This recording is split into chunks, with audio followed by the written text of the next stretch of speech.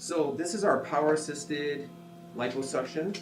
And what it is why we call it power assisted is because when I activate this, you can see how the cannula moves like that. That's what helps it move smoothly through the tissues so that we get a nice, beautiful result.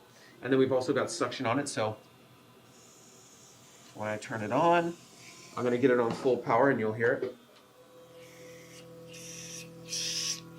So it's got nice suction on it. And then that's it. And then so we've already done the vaser to break up the fat, smooth it all out, and then we start with our lipo part, which is where we're actually removing it. So you can see this cannula just goes in through a small incision. And we're using the power. And this is how we sculpt it. And you can already see the fat going through the tubing. And it's as easy as that, you know, and we do, you know, as you know, we do these awake in the clinic. All the patients that get this done are awake. They're not asleep. They're fully awake. They don't have to have any kind of major downtime or recovery because they're awake.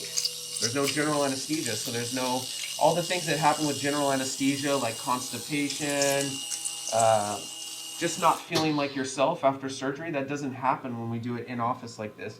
And the key for me is not only are we going to get what's underneath the chin, right? So this is chin lipo. Not only going to get what's underneath the skin, underneath the chin, excuse me. I'm not just going to get what's underneath the chin. I'm also going to sculpt out the jawline. So I'm really going to take some extra fat in this area so we sculpt it out. And that's what gives that nice snatched jaw.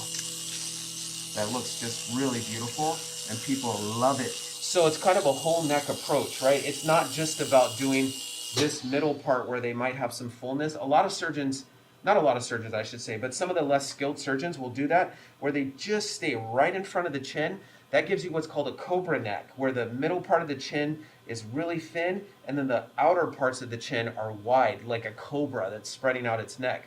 So we want to make sure that we avoid that. So we actually do the whole area, everything underneath the chin, all the way to the jawline, and that's what gives it a beautiful, nice snatch shape. It's not a lot of fat that comes out of the chin, you know?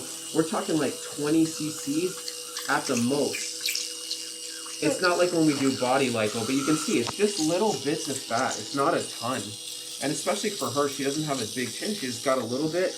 And then we're going to do RF microneedling afterwards, which is going to tighten up the skin. So some people worry about, hey, when I do the lipo, look at that. I'm going to have this nice snatched up chin, but am I going to have loose skin? And that's where the radiofrequency microneedling comes in. So there's no loose skin after doing a lipo. And you can already see how we're shaping the jawline on this side versus that side. I've only worked on this side, and you can really see the difference. So let me do a little bit so you can see, Reyes, how you can see kind of how that looks once I start sculpting the jawline on this side. And you can see just little bits of fat. It's not a ton. It's not like the body when we're doing our total definers, our Pilates bodies, our muscle mommies. It's not like that. It's just little bits that we get out. And that's enough to make a big difference in the chin and the jawline to look really beautiful.